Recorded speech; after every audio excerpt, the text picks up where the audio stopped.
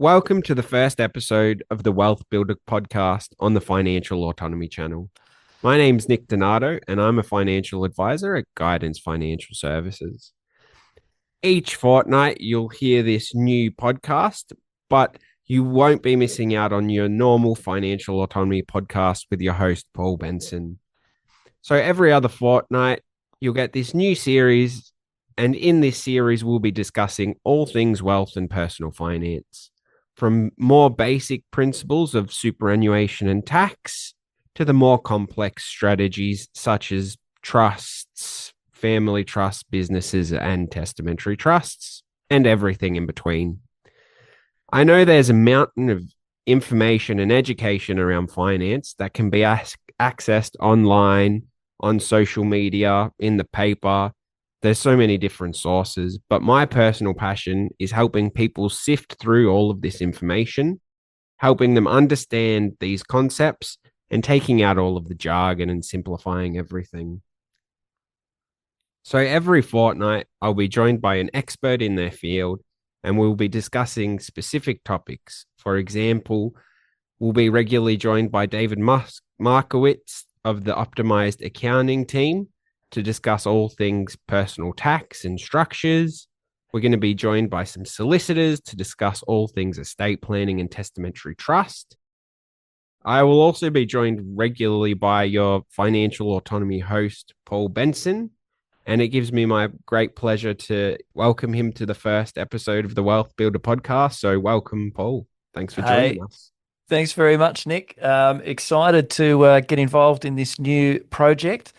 The poor financial autonomy listeners have happened to, have had to listen to my voice solo for too long now, and so it's great to get another member of the guidance team out on the airwaves. Yeah, as Nick mentioned, the normal, single voice financial autonomy episodes that I've been doing for quite a while now, they won't be stopping. They'll continue to be every fortnight. But yeah, Nick's going to be running this new podcast, Wealth Builder, and I'll be jumping on it with him from time to time. Yeah, so hopefully, just give you some extra content and extra information. So, yeah, well done, Nick, on putting this one together, and yeah, looking forward to working with you on it. Now, it should be good throughout the weeks to discuss different concepts and topics with yourself. But in our first podcast, we're going to focus on wealth and how to grow wealth efficiently. So, the best place to start, we thought, was to define what wealth is. And wealth in the dictionary can be defined as wealth is an abundance of valuable possessions or money. But I'm not one to read the dictionary. And we know that wealth is more complex and personal to each individual. So, Paul, what does wealth mean to yourself? Yeah, well, certainly that's been long the focus of the Financial Autonomy podcast, and really what got things kicked off. And most of the listeners here, I imagine, would get our weekly email, and the title of that kind of gives it away. That's called Gaining Choice. So for me, wealth is about having choice. Yeah, it's interesting that dictionary definition, it's about assets and balance sheet and these sort of things, which is obviously highly relevant, but wealth can look different for different people depending on the choices that they're after. So if the choices that they're after is, well, I want to be able to work 3 days a week, particularly while the children are young, let's say, then being in a financial position to do that, well, then that's a form of wealth, right? It might be about helping the kids get into the property market. It could be retiring at a particular age. It could be doing travel. I know a lot of our clients, travel's a very high priority, and of course, many of the listeners will know that that's something that I get into as well. So yeah, lots of people have got different goals and multiple goals too. But wealth is about having the choice to do the sort of things that you want to do and living the life that you want to live. Certainly, I think what wealth isn't is dying with millions and millions of dollars and passing that down to the next generation who may or may not appreciate it anyhow. Yeah, wealth is about doing the things that you want to do, and often that might involve helping kids and that sort of stuff by all means. And I'm not sort of saying that necessarily leaving an estate behind's a bad thing, but just as a goal, it almost feels like a wasted opportunity. So yeah, look, that's how I think about wealth. But how about you, Nick? Yeah, I'd have to agree where wealth is more than just your balance sheet, more than what you have in super and what the mortgage is and whatnot. I think it's around that freedom and gives you the opportunity to do what you want to do. Personally, wealth to me, I've got the two young kids at home, the 1 year old and the 4 year old. So it's being able to spend time with them without having to worry about paying the mortgage because I know that's taken care of itself or things like that. It's being able to divest all of my time into my passions, whatever they may be. One being the kids at the moment, and not having to worry about anything else in that point in time. And then Yeah. obviously wealth and finances and salaries and all of that stuff comes in, but I find that's more a secondary to the conversation of wealth. Even though that's probably contradictory as a financial planner, that's just how I view wealth personally. And is that, Nick, come about through like growing up in your household? Did money get discussed around the dinner table, or how is your family background kind of informed where you are now and how you think about wealth? Yeah, money wasn't a very big topic around the dinner table when I was growing up. We didn't. There wasn't many conversations around wealth and focusing on money and property and whatever wealth we may have had. Um, that was somewhat ignored. Obviously, as you grow older and as we grew older, in the teen years, there's more of a conversation around money. Mm. You start to get your first part-time job at the Coles and whatnot. So there's that conversation's somewhat forced because you've come into some money, $50 a week, where Mm. you don't know what you're doing as a young kid. Um, but it wasn't really of a focus around the dinner table. And I guess as you get older, it should potentially come more of a conversation. So children and younger adults can be more educated on money and what that looks like and whatnot. But that part of wealth wasn't really discussed at my dinner table. I know you've got a couple of older kids and whatnot. So how about yourself? Is that a regular conversation for you? Uh, Not a regular conversation, but yeah, I mean, my kids are in their 20s, so we're definitely in a different phase of life and early 20s at that. Um, but certainly, yeah, can have financial conversations around the dinner table. And I guess because both my wife and I are business owners, we probably do talk. Sometimes I worry we talk more than we should about money around the dinner table, but nevertheless, it certainly comes up. I mean, there is always a bit of, uncertainty around how much you share with the kids too, I think. But hopefully, um, hopefully there's a bit of financial literacy there because I know that does come up a bit. I didn't grow up in a household where mum and dad argued about money or anything like that. Whereas I know that speaking to some clients, they didn't want to talk about money growing up because whenever money came up in the household, it was a source of stress and as I say, arguments and that sort of stuff. I didn't experience that, but I know that's an issue for some.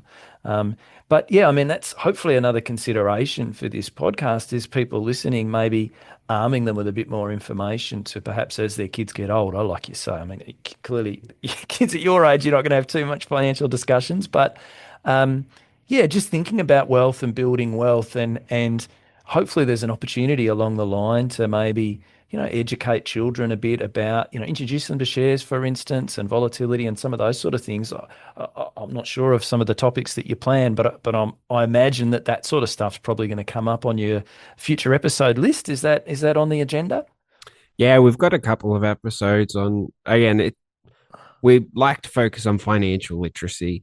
Mm, Growing up at schools, there's no real finance. You can learn accounting and finance, but financial literacy is an area that is lacking. Again, there's heaps of information out there, but it's sifting through all of that information. So throughout this series, we'll definitely be chatting about all different types of financial topics, yeah, such as debt recycling and mortgages and the like. So mm. we'll be definitely unpacking some more complex strategies throughout the Yeah. series.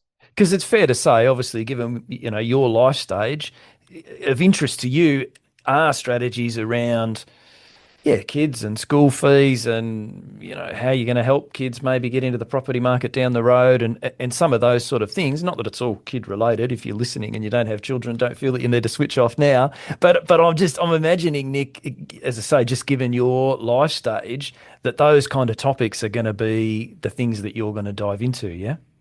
Definitely, yeah. Those topics definitely resonate with me personally. So I am quite passionate about some of those topics. Again, young kids, so definitely around education and what type of schooling they're going to go to. Just the wife's decision, but around funding those costs and whatnot. And yeah, building my own personal wealth through whatever strategies are appropriate to be able to help fund schooling or go on holidays as well, because I'd love to take the kids overseas one day. So Yeah. it's all about personally building a base and being able to then use that financial wealth to get personal wealth. Yeah. Yep. And it circles back, I think, to those kind of choices. And I guess, for you guys following along at home, part of the thinking with this series is, Nick's of a different generation to me, a younger generation. And I guess some of the topics that maybe I might have discussed way back when I started the podcast 8 years ago, they're topics that are no longer relevant in my personal life. And so I guess there's just a naturally, you're just a bit less enthusiastic about them. So, my interest in the things that I'm talking about these days tend to be more for people perhaps in their 50s and maybe heading towards retirement. And whereas obviously Nick's quite a bit younger and got different focuses. So we're hoping that this new the Wealth Builder podcast series really complements and I guess provides a bit more content for those of you listening who are at the a bit younger end, perhaps in your 30s, 40s, and are facing mortgages and raising children and school fees and these sorts of things. So hopefully the Wealth Builder, this new Wealth Builder program is good for people in, if you're in that age bracket. Where do we want to head to next, Nick? What else have you got on the Yeah. the So run sheet? I thought that another good follow up to what wealth is the reasonings around why we want to build wealth. So it's all around, as financial advisors, we talk to clients every day around goals and what they want to achieve. You've just mentioned school fees and travel and paying off mortgages and whatnot. But it's one point to understand what wealth is, but then we need to understand why we're building wealth, Yeah. in my opinion. Because we can keep building wealth, as you said, to give people an inheritance when we're no longer here and whatnot. But that's one part or one aspect, but we need to define why we're wanting to grow wealth and ultimately have a target or a goal in mind to be able to motivate us to continue to build that wealth. Yeah, absolutely. It's that Simon Sinek stuff about start with why, isn't it? Yeah, you've got to have clarity on the destination and what it is you're trying to achieve. I mean, goal setting for those of you that have had a chance to have a read of my book, which it's a while ago now. But anyway, there might be a few people listening who check that out. But there was an exercise there around prioritization of goals, because that's the other thing. It's one thing to say, all right, well, my goals are pay off the mortgage and, kids' school fees and have an annual holiday, etc. But sometimes those goals conflict with one another. So, all right, well, I want to pay off the mortgage, let's say. Well, the best way to do that would be to never have a holiday, right? But I mean, that maybe is not very smart from a financial perspective. So, yeah, it's defining the goals, prioritizing them, quantifying the goals as well is really, really helpful. And I know you and I, Nick, when we're talking to new clients, that's certainly a key piece. Like often people say, well, I want to be able to retire at 60. Okay, great.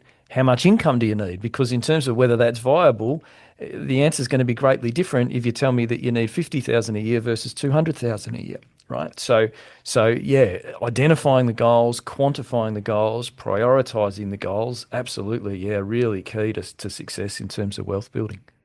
And then the other one on top of that that I would add is having some idea of time frame around those goals, as you said. Yeah. Someone around retirement, you want to retire at 60, we've got a time frame to work towards and timing of when we want to do things. Obviously, financial plans, financial life isn't planned down to the T and things do change, but having an idea of a time frame of when you want to cut back work, when the kids need to go to school and all of that type of stuff is also a good starting point or a good target point, because I guess two of the biggest variables when it comes to growing wealth is that factor of time, and then asset allocation, risk profile type of conversation around how much risk we take within our portfolios. But the biggest variable is time. The longer our funds are invested, the longer our wealth is invested, the more time we have for the market or for the investments to perform well. If we've got a couple of bad years in there, we've still got time to recover. It's all about the time value of money. Yeah, I think, yeah, that's a great point, linking time to risk, because risk can have a few different definitions. So, on one hand, people might think of risk as, well, what's the risk of me losing all my money or losing some proportion of my money, right? From an academic point of view, or if you talk to a fund manager or something, they will talk about risk as being volatility. So something that's very slow and steady and gives you a pretty consistent return year on year on year is considered low risk, whereas something that chops all about the place, that would be considered high risk. So volatility is the way they think about risk. And then the other risk that I think about a lot, and I think is actually, for the work that we do for our clients is actually the most important, is the risk, the longevity risk, right? So someone might say, and as I mentioned earlier, these days I tend to mainly work with people 50 plus, and so we're generally talking, thinking about retirement in some shape or form. You might have a preference. Oh, look, I'm a bit uncomfortable with risk, or the volatility worries me, et cetera, not particularly um, uh, comfortable with shares, don't have a lot of experience, that sort of stuff. That's totally fine. But in some instances, that the consequence of that might be that we run projections and show, all right, well, if you take that low level of risk, which therefore means a lower rate of return, your money's going to run out when you're 80. Whereas if you're prepared to accept a bit more risk, which as a consequence improves your return, perhaps your money lasts till you're 90. I mean, I'm totally, pulling numbers out of the air, right? But just to illustrate that sometimes what we would perceive as low risk being really steady, secure, term deposit or something like that, actually that increases the risk of you running out of money in your lifetime. So yeah, risk is it's a complex area. In fact, Nick, I don't know, possibly you could devote a whole episode to that down the road if you feel inclined. But I just think it's a really interesting space, and risk is not necessarily, the first thing we think of, which is, oh, what's the chances that I'm going to do this investment and it's going to go to zero, which frankly, in most investments, so long as you're appropriately diversified, the risk of that is incredibly low, right? And very often non-existent. I mean, if you invest in Aussie shares, for instance, it's hard to envisage that simultaneously the Commonwealth Bank and all the other banks and BHP and Rio and Telstra and Wesfarmers and on it goes are all going to be worth nothing overnight. I mean, it's not going to happen, is it? So sometimes people's risk of, am I going to lose all my money, is massively overblown, right? And actually maybe thinking about risk, the way they think about it needs to alter a little bit. So that might be something that, I've talked about that in past financial autonomy episodes, but I reckon there's definitely room for you to probably dig into that some more, Nick, down the road. Yeah, definitely. And risk, yeah, is a big one, as you said. But with the longer time frame that you do have, there is longevity risk, as you've mentioned. But with the longer time frame you have as a wealth builder, the longer the time frame, then the less risk there is, because there's more time for recovery of investments, of assets. If you're still earning an income, you can hopefully still support yourself throughout your investment life or your investment time frame of those funds sitting in there. but risk is definitely a big one. And there's risk in the longevity risk, the liquidity risk, and whatnot. Then there's also the level of risk you take within portfolios in terms of asset allocation with your growth or risky assets being Aussie shares and international shares and whatnot. But as you said, you don't envisage CBA and CSL and all of those ASX 200 shares going to zero. And if they did, we've got bigger issues to fry. Absolutely. And I guess, yeah, I guess the thing with risk and the reason that it comes up when we're talking about wealth builder, because to some extent it's like, hang on, we're talking about building wealth here. What are we talking about risk? But risk and reward are opposite sides of the same coin, aren't they? Right. So when you're talking about trying to build wealth, then what you're thinking about is, okay, well, we need to generate the best returns possible so that we get that compounding effect and our money builds. Well, the returns that are possible are a function of the amount of risk you take, right? So that's, I guess, why we touch on risk. So absolutely, risk is relevant, and you've touched on goals there as well, Nick. I mean, in terms of, I was going to say asset classes, but that's a bit jargony. But what are the avenues maybe that you think about when it comes to building wealth? Yeah, there's many different avenues to building wealth. Again, while you're still working, you can get your salary, and that's one way to help support you grow wealth. Superannuation is obviously also a big one where everyone's forced. It's a forced saving scheme ultimately, where we're forced to build wealth through this structure with our employer paying funds in. Obviously, it is a bit different for self-employed and business owners, where the onus is on them to make contributions if they wish, where some of the time they might be pumping that money back into the business. But a business is another way to grow wealth. I know that in your book, Paul, that you had some interesting vehicles to build wealth through. So, what's the main vehicles in Yeah. yours? Well, so in the financial autonomy book, I tried to break it down into the three main avenues of shares, property, and starting a business. And that was just reverse engineered from experience working with clients. When I looked at successful clients that I guess I felt had achieved that goal of having choice in their life, and just considered, well, how did they get to that place? I found that it was usually a combination of those, typically not a single one, although sometimes that could happen, but usually a combination of two, if not three. So you would have, someone who's a good income earner, reasonable financial discipline, and an ability to save.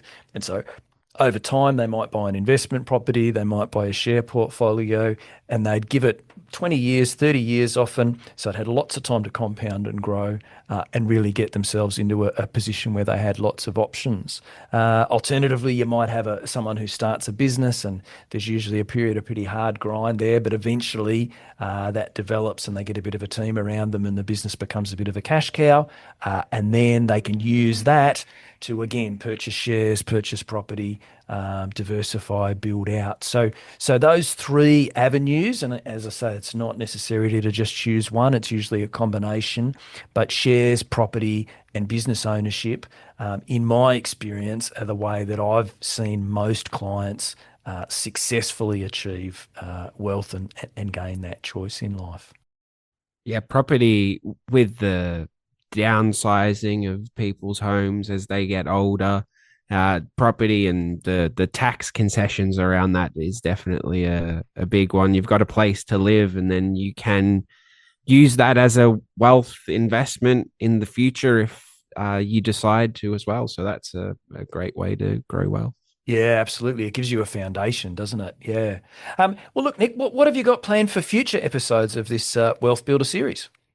Yeah, we've got a fair bit planned. One of them is around property and how people can get into their first home and different super saver schemes and whatnot that we can look at around getting into the property market.